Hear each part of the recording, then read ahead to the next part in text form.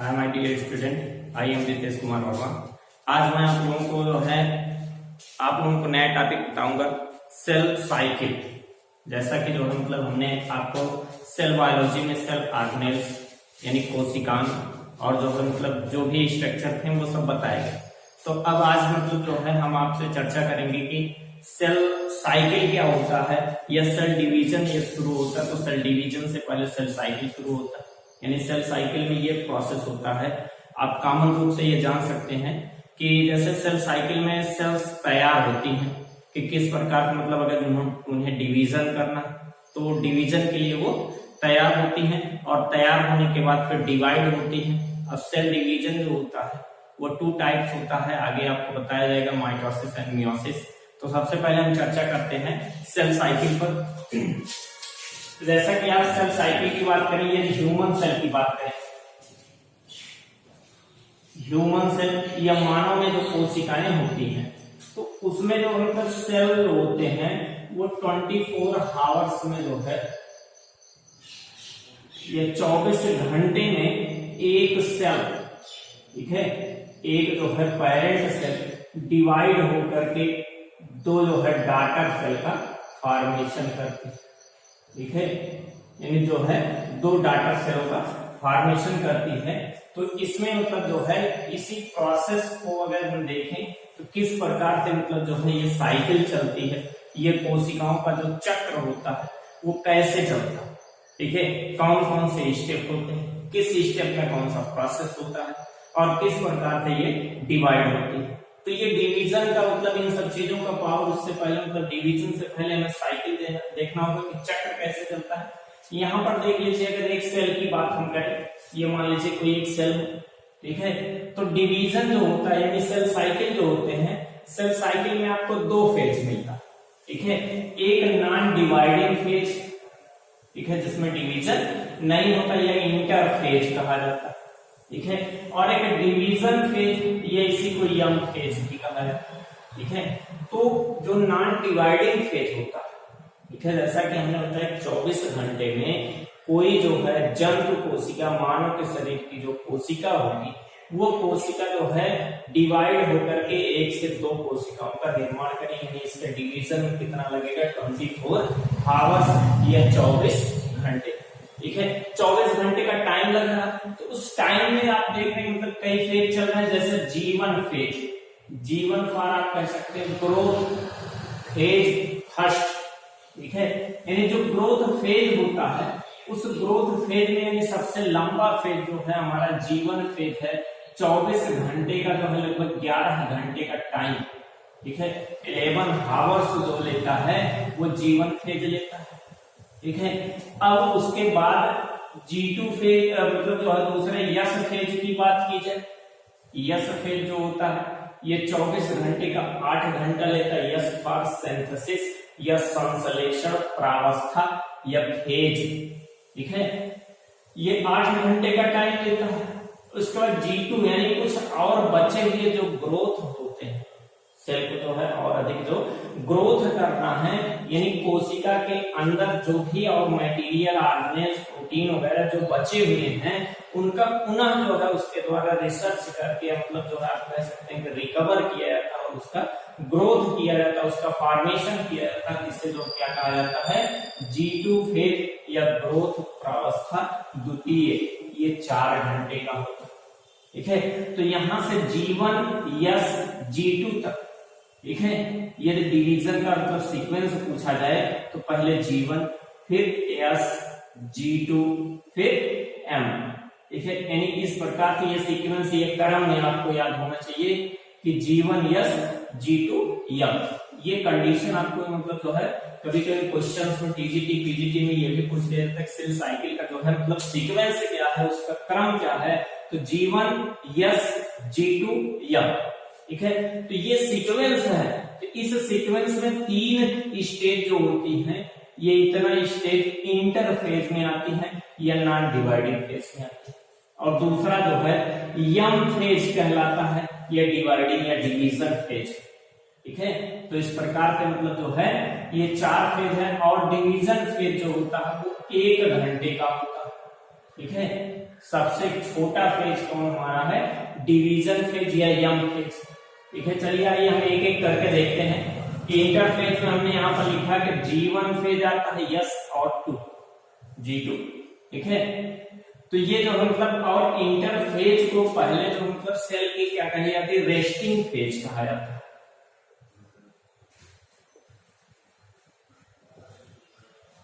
क्या कहा जाता था, रेस्टिंग फेज, यानी जो मतलब वैज्ञानिकों के द्वारा पहले कहा गया कि इतने समय तक जो है कोशिका क्या होती है, वो डिवाइड नहीं होती।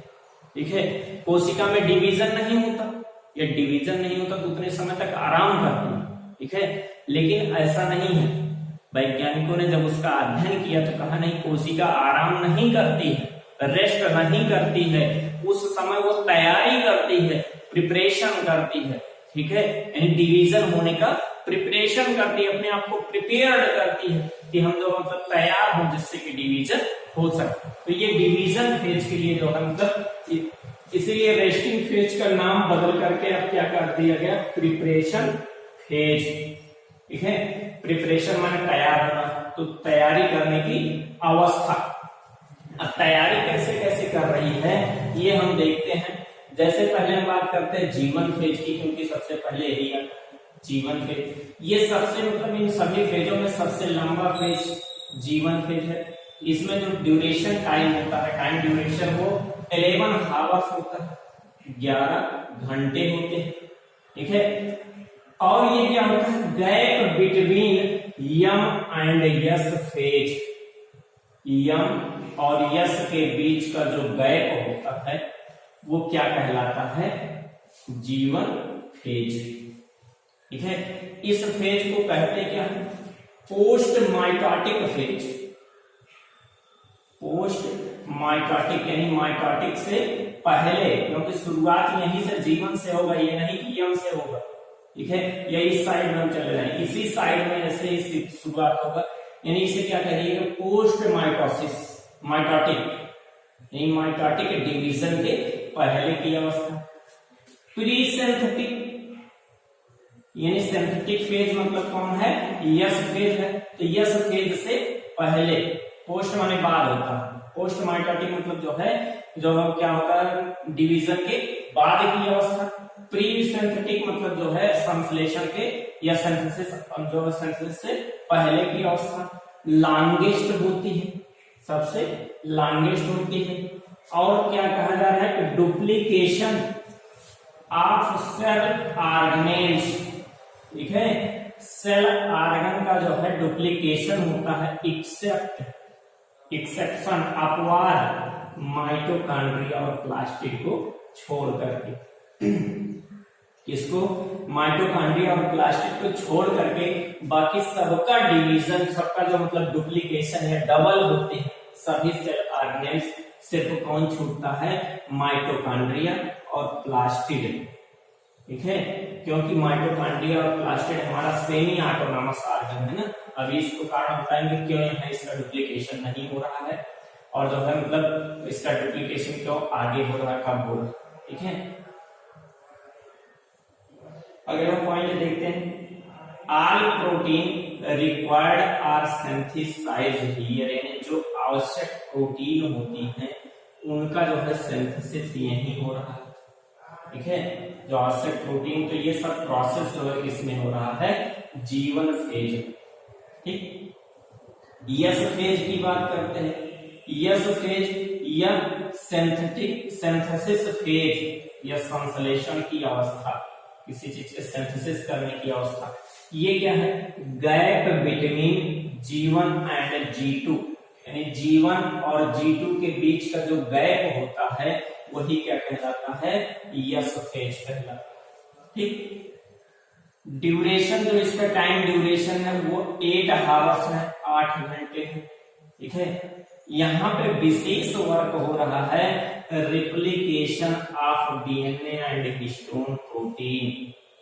ठीक है, रिप्लिकेशन और डुप्लीकेशन, यहाँ पे जो है क्या हो रहा है, रिप्लिकेशन हो रहा है किसका, डीएनए का। यानी यस फेज में ये क्वेश्चन पूछे जाते हैं कि डीएनए की सिंथेसिस किस फेज में होती है, तो आप कहेंगे यस फेज में, replication and duplication of histone DNA and histone protein.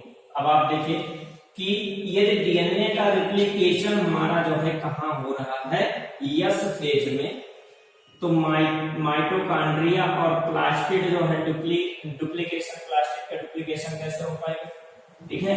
इसके अंदर भी तो जो है डीएनए प्रेजेंट है, सेमी ऑटोनॉमस ऑर्गन है ये, और इसके अंदर भी डीएनए प्रेजेंट है। तो जब डीएनए की सिंथेसिस इसके अंदर वाला हुआ ही नहीं है, इसका डुप्लीकेशन कैसे होगा, क्योंकि डीएनए जो रिप्लिकेट हो रहा है वो कहाँ हो रहा है, यस फेज में। इसीलिए जीवन फेज में माइटोकॉन्ड्रिया और प्लास्टिड मतलब जो डुप्लीकेट नहीं होते हैं, ये आगे नेक्स्ट G2 स्टेज में होंगे। और क्या कह रहा है, यदि एनिमल की बात की जाए, एनिमल सेल, तो एनिमल सेल होगा तो उसमें जो मतलब है उनमें क्या हो जाएगा, डुप्लीकेशन ऑफ सेंट्रियोल और सेंट्रोसोम, ठीक है। सेंट्रियोल का, न्यूक्लियोलस का सेंट्रियोल, और जो है सेंट्रोसोम का जो है मतलब इनका भी डुप्लीकेशन हो जाएगा यदि एनिमल कोशिका है, यदि जो है जंतु कोशिका है तो, ठीक है। अगला फेज देखते हैं G2 फेज, ठीक। G2 फेज क्या है, gap between S and M phase, ठीक है। यस और यम फेज के बीच का जो गैप होता है, ठीक है, यस, यहां देखिए यस और यम फेज के बीच का गैप जो है वही G2 फेज है। तो यहाँ पे कहा गया gap between S and M phase. Duration, time duration जो होता है 4 आवर्स होता है, 4 घंटे लगते हैं, ठीक है। Largest number of RNA and protein synthesized, ठीक है। अधिकतम मात्रा में आरएनए और प्रोटीन की सिंथेसिस हो रही है, संश्लेषण हो रहा है, ठीक है। कहां पर, G2 फेज में, ठीक है। Duplication of mitochondria and plastid, mitochondria और प्लास्टिड का देखिए डुप्लीकेशन कहां हो रहा है, G2 फेज में। क्यों, क्योंकि डीएनए का रेप्लिकेशन यस फेज में हुआ, इसलिए माइटोकॉन्ड्रिया और प्लास्टिड जो है कहां पर हो रहे हैं, डुप्लीकेट, G2 अवस्था में।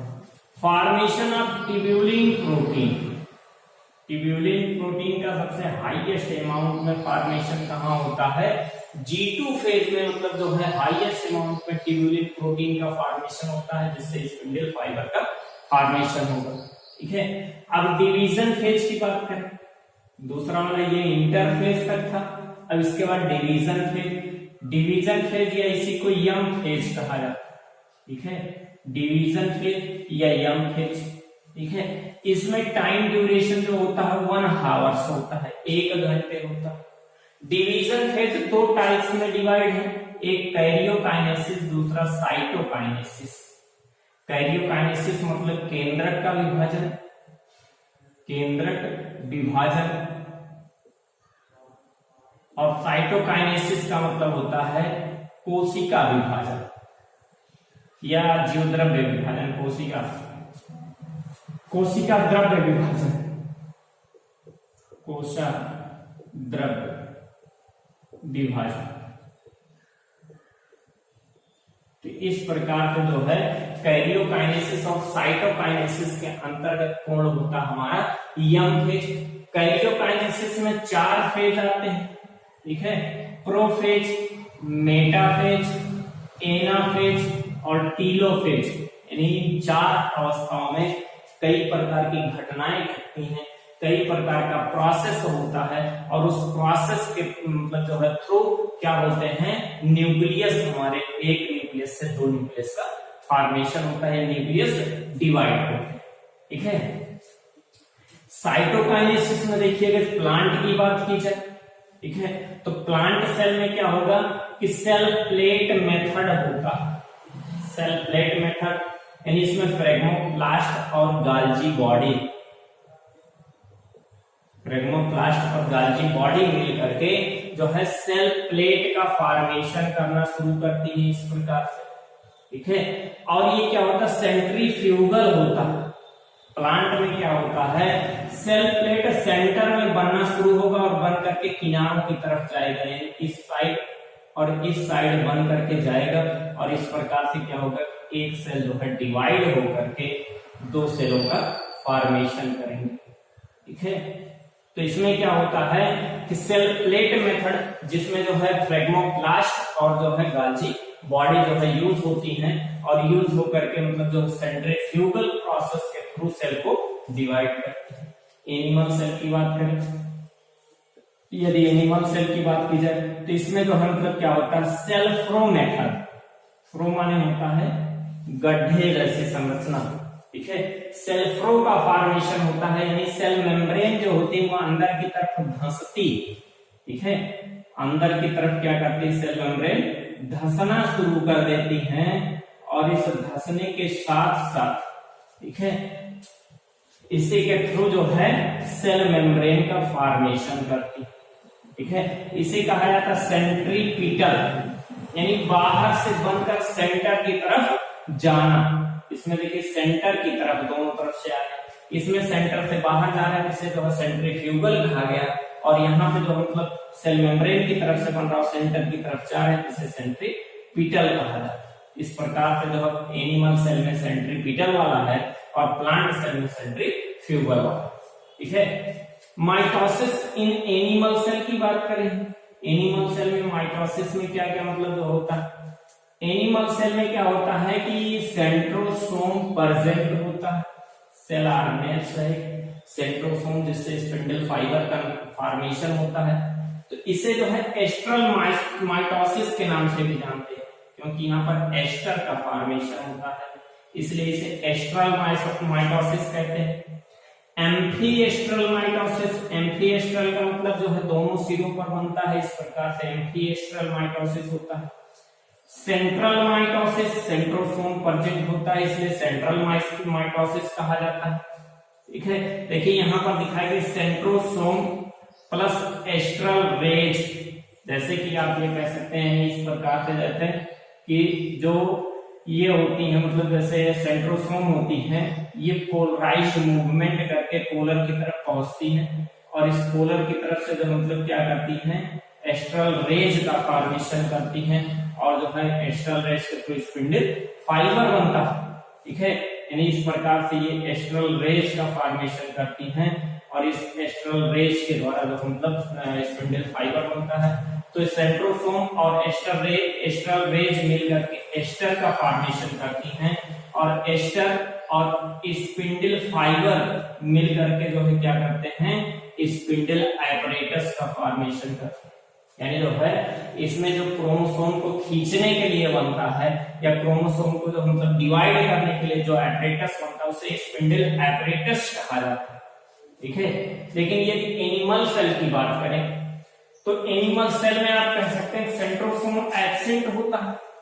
सेंट्रोसोम तो एब्सेंट है, इसलिए अगर सेंट्रोसोम एब्सेंट है तो एस्टर का फॉर्मेशन जो है यहाँ नहीं होगा, क्योंकि सेंट्रोसोम एब्सेंट है तो एस्ट्रल रेज केवल रहेंगे, तो एस्टर का फॉर्मेशन कैसे करेंगे, इसीलिए इसे एस्ट्रल माइटोसिस कहा जाता है। ठीक है, सेंट्रोसोम एब्सेंट के नाते एसेंट्रिक माइटोसिस कहा जाता है। ठीक है, और प्रेजेंट क्या होता है, ओनली स्पिंडल फाइबर प्रेजेंट होता है। ठीक है, ओनली स्पिंडल फाइबर प्रेजेंट होता है, इसलिए मतलब जो है इसमें इस प्रकार से एनेस्ट्रल या एसेंट्रिक माइटोसिस के नाम से जाना जाता है। सेल डिवीजन, एनिमल की बात करें, माइटोसिस डिवीजन जो है सेल में फ्लेमिंग नामक साइंटिस्ट ने खोजा सेल डिवीजन। ठीक है, animal mitosis can occur only in diploid cell except spermatogenesis of drone. Drone की बात की गई है, हनी बी में, मधुमक्खियों में ड्रोन की बात की गई है। ड्रोन में सिर्फ जो मतलब क्या होता है माइटोसिस, मतलब उस प्रकार से उनके जो है स्पर्मेटोजेनेसिस सेल में माइटोसिस होता है, लेकिन और जितने भी मतलब जो है एनिमल में अगर माइटोसिस होगा तो वो डिप्लॉयड सेल में होगा, हैप्लॉयड सेल में नहीं। बस सिर्फ एक हैप्लॉयड सेल है, स्पर्मेटोजेनेसिस सेल ऑफ ड्रोन की बात की जा रही है, यानी मधुमक्खी के जो है मतलब मेल की बात की जा रही है, क्योंकि मेल हैप्लॉयड होते हैं ना, इसलिए प्लांट सेल की बात की जाए, प्लांट सेल में माइटोसिस डिवीजन जो खोजा गया था वो स्ट्रासबर्गर नामक साइंटिस्ट के द्वारा किया, ठीक है, स्ट्रासबर्गर के द्वारा किया गया। In plant mitosis can occur in haploid as well as diploid phase, ठीक है, यानी प्लांट में जो है माइटोसिस जो डिवीजन होता है वो हेप्लॉइड और डिप्लॉइड दोनों में होता है, ठीक है। तो इस प्रकार से सेल डिवीजन मतलब सेल साइकिल का ये कुछ प्रोसेस था। आगे नेक्स्ट डे हम आप लोग बताएंगे कि सेल डिवाइड क्यों होता है, सेल में डिवीजन क्यों होता है, तो ऐसा प्रोसेस जो मतलब आगे आपको कल हम बताएंगे। तो आज का क्लास बस यहीं तक। थैंक यू, जय हिंद।